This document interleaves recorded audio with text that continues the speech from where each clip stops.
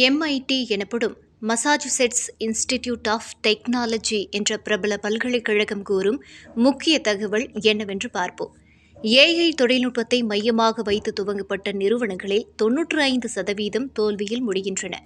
AI செயற்கை நுண்ணறிவு பற்றி எளிய விளக்கம்.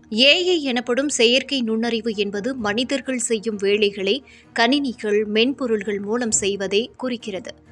நம்மால் எழுதப்படும் மின்னஞ்சல்கள், வாடிக்கையாளர் சேவையை மேம்படுத்துவது என பல வசதிகள் AI மூலம் கிடைக்கும் என்று எதிர்பார்க்கப்பட்டது. 100 AI தொழில்நுட்பத்தை மையமாக வைத்து துவங்கப்பட்ட நிறுவனங்களில் 95 நிறுவனங்கள் பெரிய வருமானம் ஏதும் தரவில்லை. OpenAI, கூகுள், ஆந்த்ரோபிக் போன்ற பெரிய நிறுவனங்கள் AI மாடல்களை வெளியிடும்போது பல நிறுவனங்கள் அதை உடனே பயன்படுத்தி தனது வேலைகளை சுலபமாக்கும் AI ஒர்க்ஃப்ளோகளை உருவாக்குகின்றன. வாரத்தில் அந்த முதலாவது நாள் AI திங்கள் என்று கூட சொல்லலாம்.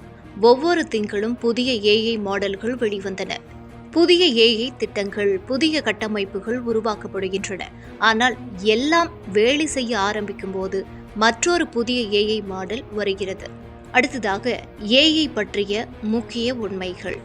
100 AI திட்டங்களில் 5% திட்டங்களால் மட்டும் வருமானம் அதிகமாகியுள்ளது. மற்றவை பல வாடிக்கையாளர்கள் பார்க்கும் வசதிகளாகவே இருக்கிறது. ஆனால் நிறுவனத்தின் வருமானத்தில் பெருசாக மாற்றம் இல்லை.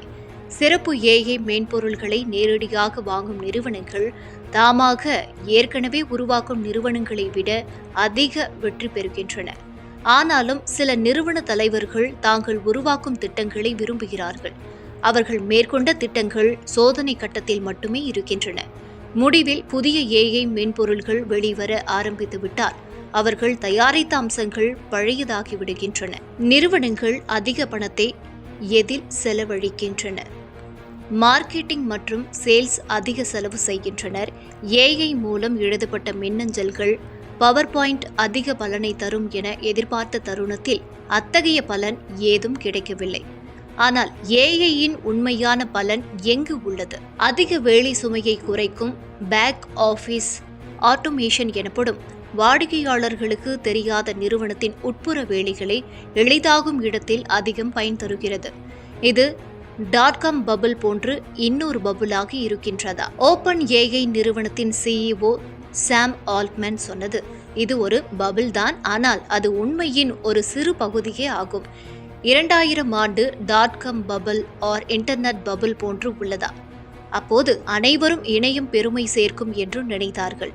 அனைத்து நிறுவனங்களும் .com எனப்படும் இணையத்தில் தங்களை இணைத்துக் கொண்டனர். .com என்றாலே அந்த நிறுவனத்தில் மக்கள் அதிக முதலீடு செய்தனர். அதேபோல் இப்போதும் AI என்றாலே அந்த நிறுவனத்தில் மக்கள் அதிக முதலீடு செய்கின்றனர். .com பபுளில் எல்லா நிறுவனமும் வெற்றி பெறவில்லை. கூகுள், அமேசான், eBay போன்ற பெரிய நிறுவனங்கள் மட்டுமே வெற்றி பெற்றன. இப்போது 20 லட்சம் கோடி பணம் AIயில் முதலீடு செய்யப்படுகிறது. ஒவ்வொரு நிறுவனமும் AI ஸ்ட்ராட்டஜி என்று மேம்படுத்தி AI திட்டங்களை கட்டாயமாக இணைக்கின்றன. போதுமான புதிய மாற்றங்கள் நடைமுறைக்கு வரவில்லை. முதலீட்டாளர்களும் நிறுவனங்களும் வைத்துள்ள எதிர்பார்ப்பு மற்றும் செயல்பாட்டின் விகிதம் சிறிதும் பொருந்தவில்லை. இதுவே AI பபுள் உருவாக்கத்திற்கான காரணம் என்கின்றனர். OpenAI நிறுவனம் வெற்றி பெற்ற நிறுவனம் ஆனாலும் இன்னும் லாபம் ஈட்டப்படவில்லை. AIக்கு தற்போது மிக அதிக பொறுப்புகள், வாய்ப்புகள் என்று சொல்லப்படுகிறது. ஆனால் 100 AI திட்டங்களில் 5 மட்டுமே வருமானம் தருகின்றன. எல்லா AI நிறுவனமும் இல்லாமல் போகலாம். சில பெரிய நிறுவனங்கள் மட்டும் எதிர்காலத்தில் மிக அதிக வெற்றியாளர்களாக இருக்கலாம். இனி AI பபுள் உடைந்து விடுமா? அதற்குள் சில சீரான மாற்றங்கள் நடக்குமா என்று எதிர்பார்க்கலாம்.